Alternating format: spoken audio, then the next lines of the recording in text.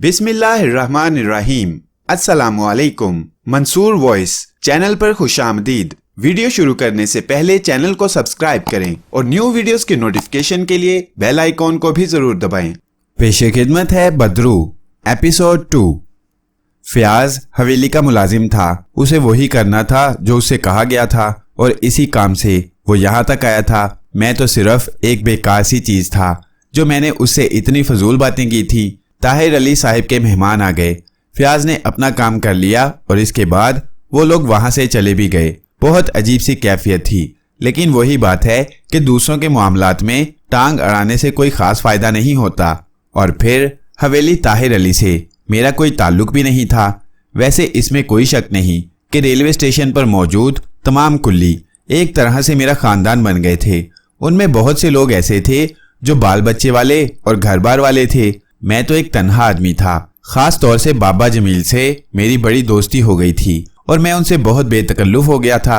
एक दो बार उन्होंने कहा भी, जलीस बेटा, यहाँ रेलवे स्टेशन पर जिंदगी गुजारे जा रहे हो, अपना घर बार बनाओ, शादी कर लो, बाल बच्चों के साथ रहो, अकेली जिंदगी भी कोई जिंदगी है।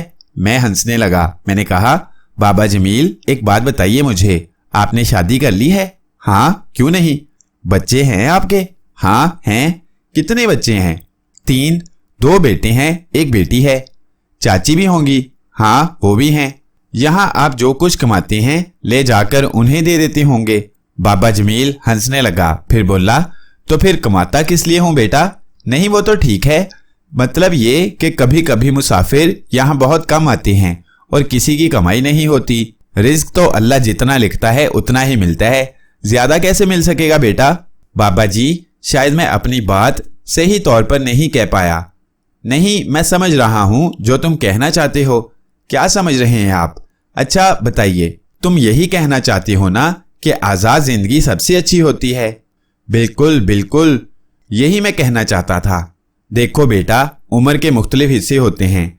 जवानी में इंसान ना जाने क्या क्या सरकशी करता है, मगर जब बुढ़ापा आता है तो फिर सहारों की ज़रूरत महसूस होती है और इंसान जीना चाहता है, चाहे किस तरह जिए। मेरा मतलब समझ रहे हो ना तुम? मैं भी जीना चाहता हूँ और जी रहा हूँ। मतलब यह है मेरा कि एक घर बार तो ज़रूर होना चाहिए इंसान का। बूढ़े हो जाओगे, किस दर पड़ोगे? किसके साथ हंसो बोलोगे? अरे तुम नहीं समझते इस दुनिया को।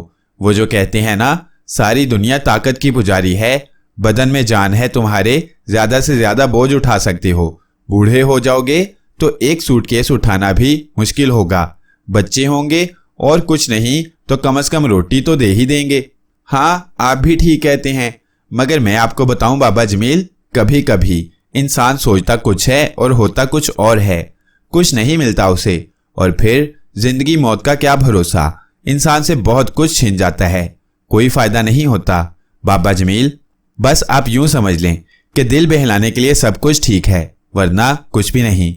इंसान के लिए मेरी माँ ने मुझे आखिर तक ये नहीं बताया कि वो कैंसर की मरीज है। कैंसर की? हाँ, वो अपना सब कुछ बेचकर मेरा मुस्तकबिल बनाने की कोशिशों में मसरूफ रही। मेरा मुस्तकबिल जो बना वो आपके सामने है। वो बेचारी अपनी जान से गई। देखो बेटा, ईमान इतने कमज़ोर हो चुके हैं इंसान के कि अल्लाह को तो वो भूल ही गया है। लिख दिया गया है कि किसे दुनिया में कितने वक्त के लिए भेजा गया है और कैसे कब वापस जाना है। माँ को जाना था, इसी तरह जाना था। मजाल है इस कायनात में रहने वाले किसी और की कि अल्लाह के हुक्म के बगैर किसी को जिंदगी से महरूम कर दे या किसी की जिंदगी बचा ले। ठीक है, तुम्हारे दिल पर माँ का दाग लगा है, मगर होना यही था बेटा। फर्ज करो तुम्हारी माँ ने तुम्हें कितनी मेहनत करके पढ़ाया, तुम कामयाब हो गए, बहुत सी दौलत कमा लेते तो लखपति करोड़पति बन जाते, और फिर तुम्हारी माँ को कैंसर हो जाता तो बचा सकते थे तुम उसे? अरे बाबा, ये तो तुम कैंसर की बात कर रहे हो। अच्छे खासे जवान रेल में सफर कर रहे होते हैं, कोई खंबे से टकराया, गिरा और मर गया, किसी को कुछ और हो गया। क्यों? उन लोगों को तो कैंसर नहीं होता ना? न जाने क्यों। बाबा जमील की इस बात का मैं कोई जवाब नहीं दे सका था। बात तो बिल्कुल दुरुस्त थी। वाकई मौत से तो कोई फरार मुमकिन है ही नहीं। मैं खामोश हो गया था। बाबा जमील ने कहा, देखो बेटा, वैसे तो तुम्हारी मर्जी है, जब कोई बड़ा किसी छोटे के पास होता है तो अपने तजुर्बों की रोशनी में उससे कुछ कहता है, मैं तुमसे बस ये कह रहा था कि कोई अच्छा सा घर देखो और शादी कर लो। नहीं बाबा, इस स्टेशन पर बहुत कम लोग उतरते हैं, मुझे रोटी के लिए पैसे चाहिए होते हैं। शादी कर लूंगा तो बीवी रोएगी, बच्चे भी रोएंगे, क्या फायदा मुझे कुछ लोगों को रुलाने से। वो जो मेरे हिस्से में आएगी अच्छा है किसी और शख्स के हिस्से में जाए, जो उसे ढंग से कपड़ा पहना सके, घर दे सके, रोटी खिला सके। बाबा, दुनिया बहुत बुरी जगह है। मैं जिस मोहल्ले में रहता था ना, वहां सारे लोग बड़े हमदर्द, बड़े अच्छे, बड़ी मोहब्बत करने वाले थे। पर मेरी माँ ने जो उनसे मेरे ऊपर कर्ज लिया था ना, उसके नतीजे में मेरा मकान उन लोगों ने ले लिया और ठीक किया। जो कुछ उनका था वापस तो होना ही था ना। बाबा जमील, आप लोगों के दरमियान बहुत अच्छी जिंदगी गुजर रही है। हाँ, अगर कभी इस जिंदगी से दिल उकताया तो सोच लूंगा कुछ। बात आई गई हो गई। जिंदगी का सफर जारी रहा। काफी दिन गुजर गए। कभी कभी बस ताहिर अली के मेहमान आते जाते रहते थे तो फयाज वगैरह से भी मुलाकात हो जाती थी। कोई 4-5 महीने गुजर गए। एक दिन फयाज मुझे मिला, किसी काम से आया था। मैंने कहा, क्यों, कोई मेहमान आ रहा है ताहिर अली साहिब का? नहीं, आज बस जरा कुछ सामान आ रहा था, रेलवे से बुक कराया था साहिब ने, बस वो मुझे लेकर जाना है। ठीक, और सुनाओ, हवेली में कैसी गुजर रही है? ठीक है, कोई खास बात नहीं है। वैसे अकरम मियाँ ने काम कर दिखाया। क्या? मैं चौंक कर बोला। दूसरी शादी कर ली उन्होंने। ओहो, अच्छा, तो इसमें क्या काम कर दिखाया? माँ बाप की मर्जी के बगैर कर ली। हवेली में अच्छा खासा हंगामा रहा है तो ये काम दिखाया है उन्होंने। हाँ, अच्छा, वो जो पहली बीवी का इंतकाल हुआ था उसके बारे में कुछ पता चला? बिल्कुल पता नहीं चला। पुलिस तो आई थी? हाँ, आई थी। तो पुलिस ने क्या कहा? पुलिस बेचारी क्या कहती, तफ्तीश हुई, लाश लड़की के घर वाले ले गए। ताहिर अली साहिब तो खैर बहुत अच्छे आदमी हैं, मगर जब राब्ता ही टूट गया तो फिर वो बेचारे क्या करते। बहरहाल फिर तो बाद में पुलिस भी नहीं आई। अकरम मियाँ ने जो शादी की है वो अपनी पसंद से की है। कोई ऐसी लड़की थी जिससे पहले कभी उनके ताल्लुकात थे और बस अकरम मियाँ किसी काम से गए, निकाह कर लिया, बीवी को ले आए। पहले नौकरों के क्वार्टर में रखा, फिर माँ बाप से कहा कि उन्होंने शादी कर ली है। आखिरकार कबूल कर लिया गया उसको। अब हवेली में ही रहती है। बड़े लोगों के बड़े खेल होते हैं भाई। और फिर क्या करते अकरम मियाँ, बगैर बीवी के तो रह नहीं सकते थे ना, शादी तो करनी ही थी उन्हें। हाँ, मगर नसीम बेगम थी अच्छी। नसीम बेगम? वो ही अकरम मियाँ की बेगम। अच्छी आदत की थी बेचारी, बड़ी प्यारी शक्लो सूरत की मालिक थी। मैंने तो कई बार उन्हें देखा था। हर एक से नरमी, मोहब्बत और इखलाक से पेश आती थी। अच्छे लोग ही इस दुनिया से इतनी आसानी से चले जाते हैं। अच्छा यार, वैसे एक बात बताओ। हाँ, पूछो। वो पुरानी हवेली में जो मेहमान उतरा था उसके बारे में आज तक कुछ नहीं पता चल सका। फयाज हंसने लगा, फिर बोला, तुम पर भी कभी कभी सनक सवार हो जाती है। पुरानी हवेली पता नहीं क्यों तुम्हारे दिमाग पर चढ़ गई है। पहली बात तो ये कि वहां किसी मेहमान के उतरने की गुंजाइश ही नहीं है, और फिर वहां एक भी तो कमरा नहीं है जो सलामत हो। वहां कोई क्यों उतरेगा? और फिर बात इतनी पुरानी हो गई कि आज तक भाई हमने पुरानी हवेली में तो किसी को देखा तक नहीं। वैसे पीछे से पुरानी हवेली नई हवेली से मिली हुई है ना? हाँ, मिली हुई है, मगर जो दरवाजे पुरानी हवेली में खुलते हैं ना, ताहिर अली साहिब ने उनकी मुरम्मत करा दी है। पुरानी हवेली जाने का रास्ता पीछे से जरूर है, लेकिन बड़े दरवाजे में ये बड़ा सा ताला पड़ा रहता है। कोई उधर का रुख भी नहीं करता। बल्कि पिछले दिनों तो अकरम साहिब कह रहे थे कि पुरानी हवेली का मलबा साफ करा दिया जाए, किसी कंपनी को ठेका दे दिया जाए, ईंटें उठाकर ले जाए। वैसे एक बात कहूँ, पुरानी हवेली में अगर कोई गौर से तलाश करे तो उसमें बहुत सारी ऐसी कीमती चीजें मिल जाएंगी जो बड़े महंगे दामों बिक सकती हैं। कोई पूछने वाला नहीं है। अल्लाह जब किसी को कुछ दे देता है ना तो उसका दिल भी भर जाता है। यही कैफियत इन लोगों की भी है। जमीनों की कमाई आ रही है, किसी को किसी चीज की ना परवाह है और ना जरूरत। हाँ, ये भी तुम ठीक कह रहे हो। चलो, मैंने कहा और बात टल गई। लेकिन एक दिन बाबा जमील से बातें करते हुए मैंने फयाज की बातें उन्हें बताई तो बाबा जमील गहरी सोच में डूब गए। फिर उन्होंने कहा, जलीस, एक बात कहूं बेटा, बुरा तो नहीं मानोगे? नहीं बाबा जमील, आप मेरे बड़े हैं। क्या बात है, कीजिए। वो हवेली की बात कही थी ना तुमने? हाँ, क्यों ना हम उस हवेली में ऐसी चीजें तलाश करें जो कीमती हों और अगर अच्छे दामों बिक जाएं तो बड़ा काम बन जाएगा। मैं तुम्हें बताऊं, बड़ी ज़रूरत है मुझे पैसों की। जैसे ज़िंदगी गुजर रही है तुम नहीं जानते। बड़ा कर्जा हो गया है मुझ पर। ससुराल वालों का तंज करते हैं। बड़ी हवेली, मेरा मतलब है पुरानी हवेली में जो सामान पड़ा हुआ है उसे कोई हाथ नहीं लगाता। अगर हमें वहां से कुछ मिल जाए। असल में तो तुम्हें कुछ पता नहीं होगा। ताहिर अली साहब बड़ा खानदान, बड़ी हैसियत का मालिक था। बहुत कुछ छोड़ा था उन्होंने। और जो बड़े लोग होते हैं ना, उन्हें किसी चीज़ की क्या परवाह होती है। अल्लाह का दिया सब कुछ ही होता है उनके पास। हमारी ज़िंदगी जैसी होती है तुम्हें पता है। तो बाबा जमील, क्या हमें वहां दाखिल होने की इजाज़त मिल जाएगी? तुमने देखी नहीं है पुरानी हवेली? अरे भाई, उधर तो परिंदा भी पर नहीं मारता, खाली पड़ी हुई है। पीछे से अगर 1000 आदमी भी वहां जाकर रहने लगे तो ना ताहिर अली साहब को कोई एतराज होगा, ना कोई गलत काम है। तो फिर क्या ख्याल है? मैंने मुस्कुराते हुए कहा। नहीं, मैंने ऐसे ही कह दिया था, लेकिन अगर कभी मौका मिला तो देखेंगे। ठीक है, बना लेंगे कभी प्रोग्राम, मैंने कहा और बात आई गई हो गई। गालिबन 4 या 5 दिन गुजर गए थे इन बातों को। एक रात जब मैं बेंच पर लेटा, सब जा चुके थे। बस कुछ ऐसे थे जो रात की ट्रेनों पर भी काम कर लिया करते थे, जबकि रात को 3 ट्रेनें यहाँ रुका करती थीं। एक 4 बजे और इससे पहले 11 और 12 बजे। 4 बजे वाली ट्रेन के लिए बहुत कम रहा करते थे। कौन अपनी रात काली करे। हाँ, मेरी तरह के जो लोग थे वो कभी कभी जाग जाया करते थे। मैं खुद भी कभी 4 बजे जागकर एक आध सवारी का सामान उठा लिया करता था। उस दिन नींद नहीं आ रही थी, ना जाने क्यों।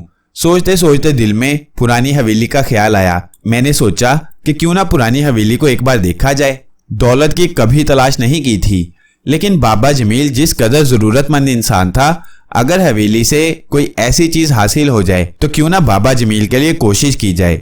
ये ख्याल दिल में जड़ पकड़ गया। आज तो खैर नहीं, मैंने फैसला कर लिया कि कल खामोशी से रात के इब्तदाई हिस्से में हवेली का जायजा लूंगा, लेकिन इसके लिए कुछ सामान जरूरी था।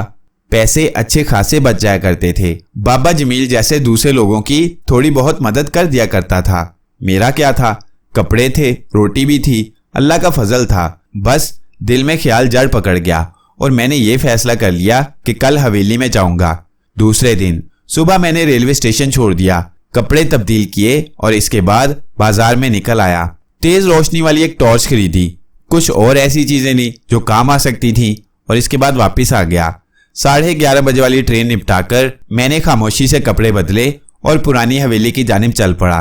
डर दहशत का तो खैर कोई ख्याल दिल में था नहीं। पहले कभी किसी ऐसे वाक्य से कोई वास्ता नहीं पड़ा था। चुनाचे मैं पुरानी हवेली की जानिब चल पड़ा। फितरी तजस्सुस की बात थी और फिर एक ऐसा मकसद भी जिसमें थोड़ा सा इंसानी जज्बों का दखल था। वरना सही बात यह है कि मुझे क्या पड़ी थी कि किसी खौफनाक जगह घुसता और अपनी जिंदगी खतरे में डालता।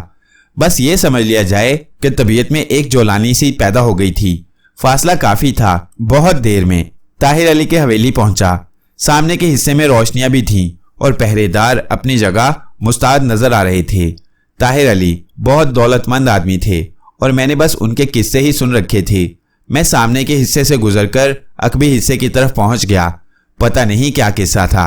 अकरम मियां ने दूसरी शादी कर ली थी और वो बेचारी पहली बीवी, उसकी मौत हराम मौत ही हो गई थी। चाचा इमाम दीन ने कम से कम मुझसे ये बात गलत नहीं कही होगी कि उस रात को उतरने वाली वो पुरस्कार औरत पुरानी हवेली में उतरी थी। न जाने क्यों उस दिन से आज तक मेरे दिल में पुरानी हवेली को जानने का ख्याल बाकी रहा था। आखिर पुरानी हवेली का राज क्या था? फिर मैं उस हवेली के पास पहुंच गया। कहीं कहीं छतें सतूनों पर साइबान बनाए हुए थीं, लेकिन उनमें भी सुराख थे। ईंटों के ढेर बहुत वसी इलाके में पड़े हुए थे। हवेली की ईंटों पर से गुजरकर मैं अंदर दाखिल हुआ। चूंकि आसमान पर चांद निकला हुआ था और सितारे खिले हुए थे, इसलिए टॉर्च रोशन करने की जरूरत पेश नहीं आई। माहौल साफ नजर आ रहा था और पहली बार दिल में एक हल्की सी कपकपाहट का एहसास हुआ तो मैंने खुद ही मुस्कुराते हुए सोचा कि इंसान दुनिया से कितनी भी कता ताल्लुकी का इजहार करे, लेकिन अगर उसके दिल में खौफ का बसेरा हो तो इसका मतलब है जीने की आरजू सीने में पल रही है। हादसे ज़हनी तौर पर न जाने कैसे कैसे एहसासात में मुब्तला कर देते हैं, लेकिन आखिरकार जिंदा रहने की आरजू दिल में पैदा हो ही जाती है। बाबा जमील एक तरह से ठीक ही कहता था। तन्हा जिंदगी में इंसान अपने आप को कितना ही मुतमईन समझ ले, लेकिन एक महरूमी का एहसास हमेशा रहता है। जगह जगह हवेली की ईंटें मेरे पैरों के वजन से नीचे हो जाती थीं और अपना बैलेंस संभालना पड़ता था। छतों के साइबान बड़े मखदूश थे। जरा सी आहट से ऊपर से मिट्टी झड़ने लगती थी, लेकिन बाज़ जगहें मजबूत भी थीं, कहीं बुर्जियां बनी हुई थीं। एक बार ईंटों से मेरा पांव फिसला तो इंतहाई भयानक आवाज उभरी थी और एक लम्हे के लिए दिल उछलकर हलक में आ गया। चारों तरफ से यूं महसूस हुआ जैसे लातादाद पुरस्कार रूहें मुझ पर लपक पड़ी हों। मैंने सहमी हुई निगाहों से देखा और फिर मुझे अफसोस होने लगा। वो कबूतर थे जिन्होंने वहां बसेरा किया हुआ था और उस वक्त मेरी मदाखलत से चौंक कर भाग निकले थे। तादाद अच्छी खासी थी। मैंने दिल ही दिल में उनसे माजरत की। टॉर्च की रोशनी डालकर ऊपर देखा। ईंटों में कुछ ऐसे खला बने हुए थे जिनमें कबूतरों ने अपने घोंसले बना रखे थे। बेचारे मेरी वजह से परेशानी का शिकार हुए थे। मैं वहां से निकल आया और इसके बाद दूसरे हिस्सों की जानिब कदम बढ़ा दिए। फजूल बकवास कर रहा था फयाज और बिला वजह हमाकत का शिकार हो गए थे बाबा जमील। बेवकूफ़ी की बात थी जिस पर मैंने भी भरोसा कर डाला था। अरे भाई, इस नाजुक जमाने में कोई अपनी कील तक फेंकना पसंद नहीं करता। ताहिर अली साहब कितने ही दौलतमंद हों, कुछ भी हो, भला कौन अपनी कीमती चीज कहीं रहने देता है। बस यार, लोग किस्से कहानियां सुनाने बैठ जाते हैं। कोई 20 मिनट तक मैं हवेली के मुख्तलिफ हिस्सों में चकराता रहा। मुझे तो कहीं टूटी हुई कुर्सी का कोई टुकड़ा भी नहीं मिला था।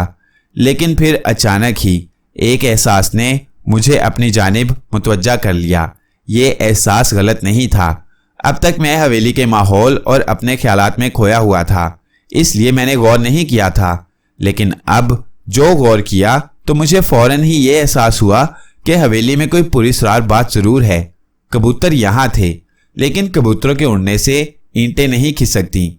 मेरे अपने कदमों की आवाज़ के अलावा एक आवाज़ मुझे बहुत देर से मुसलसल आ रही थी। बिल्कुल ऐसी ही आवाज़ जैसी मेरी कदमों से पैदा हो रही थी। मैंने तो अब तक यही समझा था कि चूंकि मेरे पैरों तले ईंटें आकर खिसक रही हैं, ये मेरे ही कदमों की आवाज़ है। लेकिन नहीं जनाब, अब यह एहसास हुआ था कि कोई और आवाज़ भी है जो मेरा ताक़ुब कर रही है, और ये कोई जानवर वगैरह नहीं हो सकता। जानवर होता तो इस तरह खामोशी से मेरा ताक़ुब क्यों करता? तो फिर कौन हो सकता है? अचानक ही मेरे बदन में सर्द लहरें दौड़ गई थीं। खौफ का एक एहसास सारे जिस्म पर मुसल्लत हो गया था। कौन है? क्या है? अरे बाप रे, कहीं किसी मुसीबत में ना गिरफ्तार हो जाऊं। दिल ने खौफ का एहसास दिलाया, लेकिन फिर अचानक ही अंदर से एक लहर सी उभरी। क्या होगा? ज्यादा से ज्यादा कोई हमला कर देगा, नुकसान पहुंचा देगा, जख्मी हो जाऊंगा। फिर किस पर असर पड़ेगा? कौन परेशान होगा? बेकार बातें हैं सब, जो होगा देखा जाएगा। जब यहां तक आया हूं तो हिम्मत से काम लेना चाहिए और देखना चाहिए कि ताक़ुब करने वाला कौन है, कोई है भी या नहीं। सिर्फ वहम ही तो नहीं है। इस एहसास ने दिल को तकवीत बख्शी और मैं सोचने लगा कि मुझे क्या करना चाहिए। फिर पूरी जहानत के साथ मैंने अपने काम का आगाज कर दिया। एक ऐसी जगह मुंतखब की जहां से छुपकर बाहर का जायजा ले सकूं। जहन अब पूरी तरह जाग रहा था और खौफ काफी हद तक कम हो गया था। कोई वजह नहीं है खौफ की। ज्यादा से ज्यादा क्या होगा? जो होगा उसके लिए तैयार था। चुनाचे एक दीवार की आड़ में इस तरह पोशीदा हुआ कि कोई मुझे देख ना सके, और इसके बाद इस तरह अपने आप को साकित कर लिया कि सांसों की आवाज तक ना पैदा होने दी। अगर कोई मेरा ताक़ुब कर रहा है तो तजस्सुस का शिकार होकर सामने आएगा। ये सोचेगा कि मैं कहाँ चला गया और उस वक्त मैं उसे देख सकूंगा। हालांकि दीवानगी थी, खौफजदा होना चाहिए था मुझे, लेकिन या तो फितरत में दलेरी थी या उस वक्त जहन पर यह बात सवार हो गई थी कि हवेली का राज जाने बगैर नहीं रहूंगा। जहां तक किसी चीज का मसला था तो ये सब अब तक हमाकत ही साबित हुई थी। कुछ नहीं था यहाँ, कुछ भी नहीं था। बकवास था सब कुछ, सिर्फ लोगों की क्या सराइयां। दुनिया बड़ी चालाक है भाई। मैं इंतजार करने लगा। 2 मिनट, 5 मिनट, 10 मिनट, और इसके बाद तबीयत में फिर तब्दीली पैदा हुई। इंसान बड़ी बेवकूफ चीज है। अपने ख्यालात के न जाने कैसे कैसे बुत तराश कर लेता है और न जाने क्या क्या सोचने लगता है। बिला वजह मैंने वहम में आकर यहाँ इतना वक्त गुजार दिया।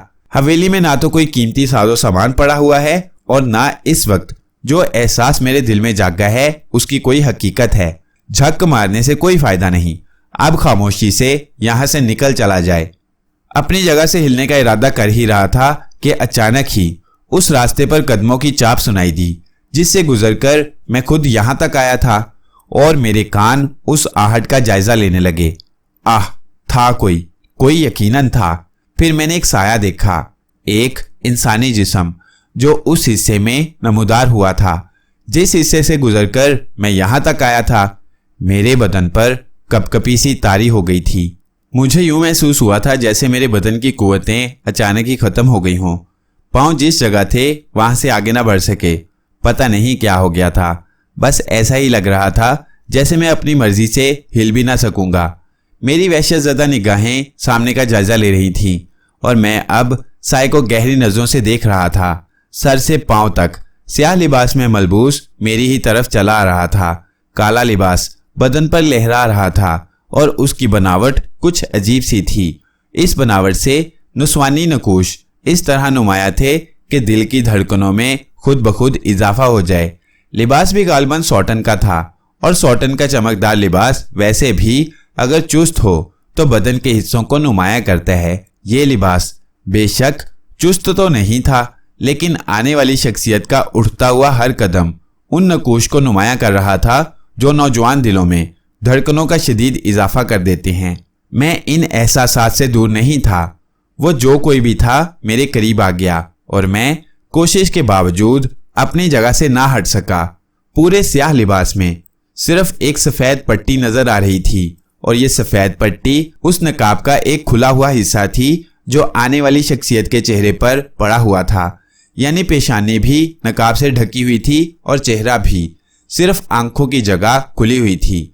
अचानक ही मेरा दिल एक बार फिर बड़ी शिद्दत से धड़का। रेलवे स्टेशन पर उतरने वाली वो शख्सियत मुझे याद आ गई। ये आंखें तो शायद मैं जिंदगी के किसी हिस्से में नहीं भूल सकता था।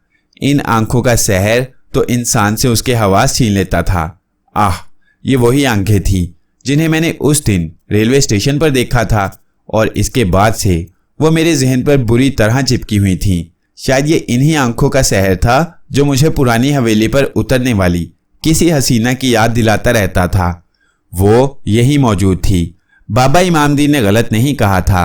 अब वो मुझसे चंद गज के फासले पर खड़ी हो गई थी और मैं सहरज़दा सा उसकी आंखों में देख रहा था।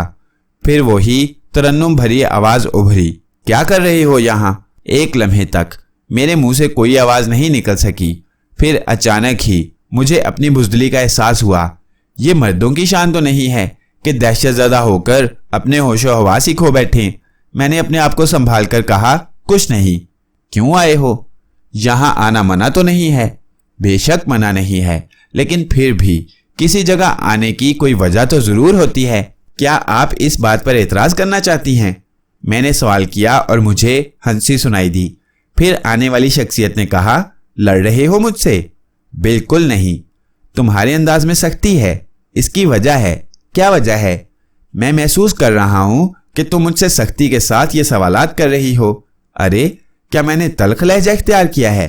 तल्ख लहजा तो इख्तियार नहीं किया, लेकिन तुम पूछ रही हो कि क्या कर रहे हो यहाँ। ये पूछना गुनाह है? नहीं, मैं तो सिर्फ ये कहना चाहता हूँ कि ये टूटी हवेली है, कोई भी यहाँ आ सकता है क्योंकि इसके तमाम हिस्से खुले हुए हैं। डर नहीं लगता तुम्हें? किस बात से? इतनी रात हो चुकी है और तुम इस वीरान और टूटी हवेली में किसी आवारा रूह की मानिंद भटकते फिर रहे हो। इंसान के अपने अपने शौक होते हैं, तो ये आपका शौक है जनाब। इस बार उसके लहजे में कुछ शौकी सी थी। आप समझ सकती हैं। मैंने भी शराफत से जवाब दिया। अच्छा बाबा, अच्छा, चलो नहीं पूछती। बुरा माने जा रहे हो। वैसे आदमी बहादुर हो, कोई दूसरा होता तो डर जाता। बस इंसान ज्यादा से ज्यादा अपनी मौत से डरता है ना, और मुझे मौत से कोई डर नहीं लगता। क्यों? फिर वही सवाल, क्या, क्यों, कैसे? भाई, हर शख्स की एक फितरत होती है। अच्छे लगे हो तुम मुझे। क्या वाकई? हाँ, अगर कोई तुम्हारी जगह दूसरा होता ना, तो खौफ दहशत से कांप रहा होता, उसके मुंह से आवाज ना निकल रही होती। लेकिन तुम बड़े सुकून के साथ मुझसे बातें कर रहे हो। मुझे वाकई आपसे कोई डर नहीं लग रहा। अच्छा आओ, इधर आओ, उधर बैठने की जगह है, वहां बैठकर बातें करेंगे, उसने मुझे पेशकश की। आपको एक हकीकत बताऊं, वो ये कि मेरे दिल की कैफियत तो बेहद खराब थी। अंदर से तो ये एहसास था कि बाप रे बाप, कहीं कोई लंबा झगड़ा ना खड़ा हो जाए। कौन शख्सियत है ये? बाबा इमामदीन ने यह कहकर डरा दिया था कि उस रात जब वो रेलवे स्टेशन पर उतरी थी और बाबा इमामदीन उसे अपने तांगे में बिठाकर ले गए थे, तो घोड़े ने अजीबोगरीब तरीकाकार इख्तियार किया था।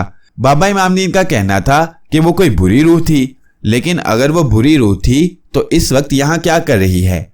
मेरे जहन में उसके बारे में बहुत से सवालात थे। उसी दिन से इस उलझन में पड़ गया था जिस दिन से उसे देखा था। आज मैं उन सवालात के जवाब चाहता था, इसलिए मैंने अपने अंदर की तमाम कुव्वतों को जमा कर लिया था। लेकिन फिर भी आपके सामने ये एतराफ़ किए बगैर नहीं रह सकता कि अगर आवाज़ पर काबू पाने की मश्क ना होती तो मेरी आवाज़ भी कपकपा रही होती। और जब मैं उसके साथ ईंटों के ढेर पर से गुजरता हुआ उस जगह पहुंचा जहां वो मुझे ले जाना चाहती थी, तो आप यकीन कीजिए कि मुझे अपने आप को संभालने में बड़ी दिक्कत पेश आई थी।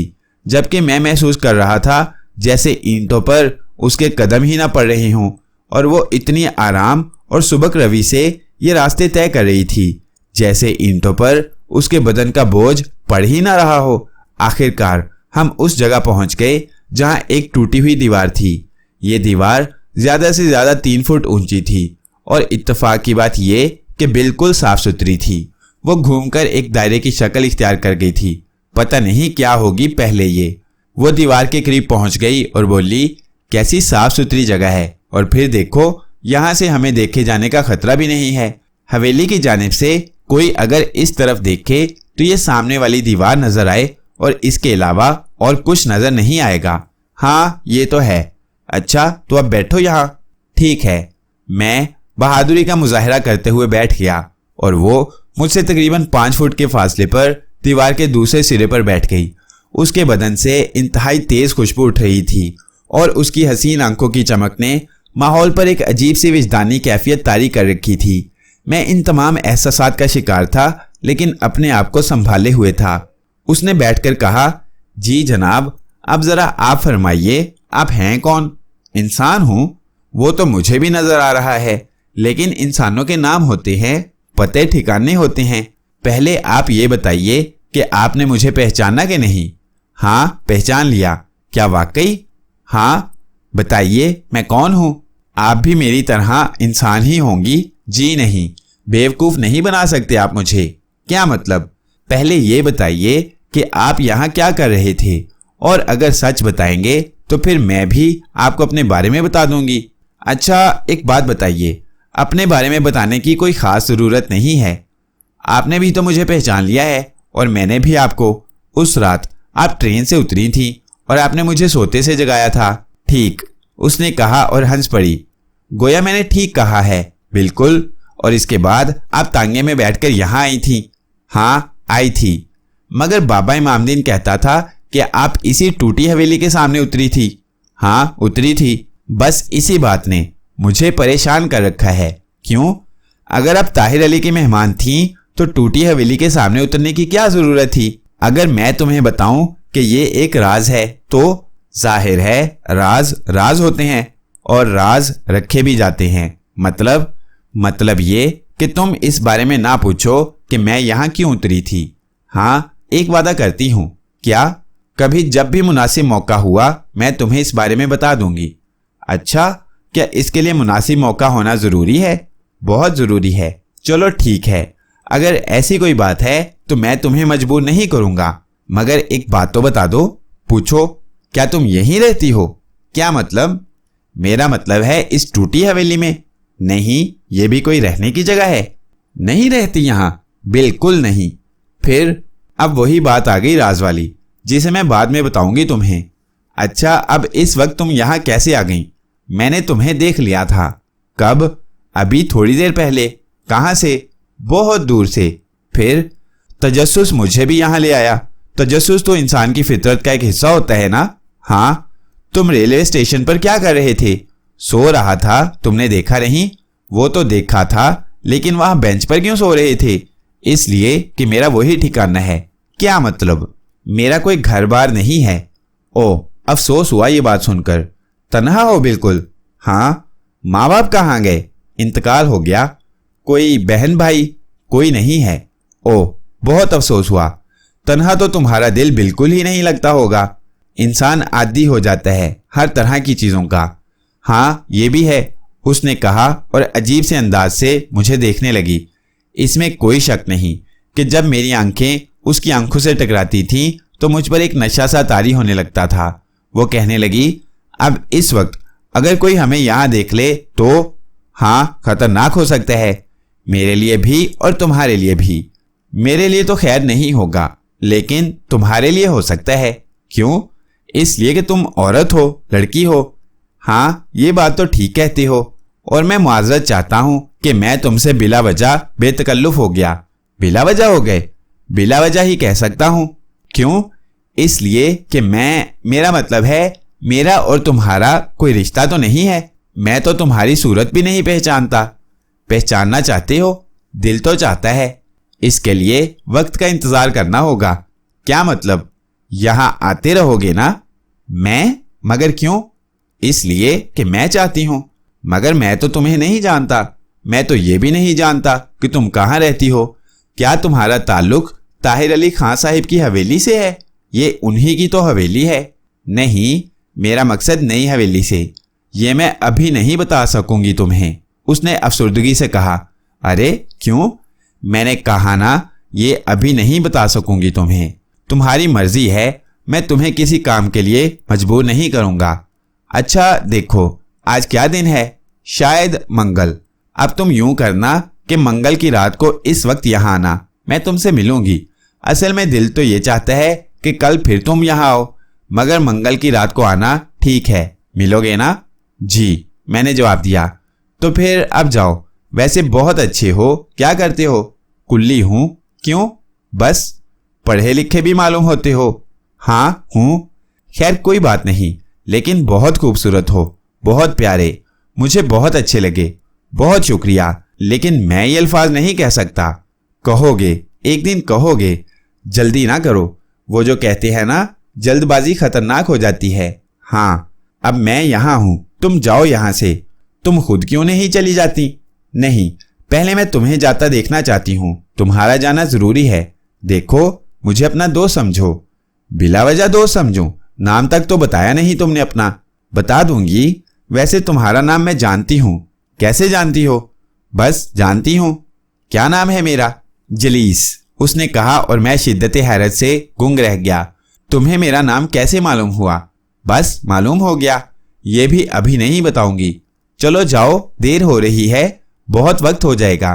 कहीं कोई देख ना ले तुम्हें, नुकसान पहुंच जाने का खतरा है। अच्छा बाबा, अच्छा, जाता हूं, मैंने कहा और वो हंसने लगी। कमबख्त की हंसी इतनी ही हसीन थी जितनी उसकी आंखें। और अब चूंकि उसने मुझसे सख्ती के साथ ये अल्फाज कहे थे, चुनाचे मैं वहां से उठ गया।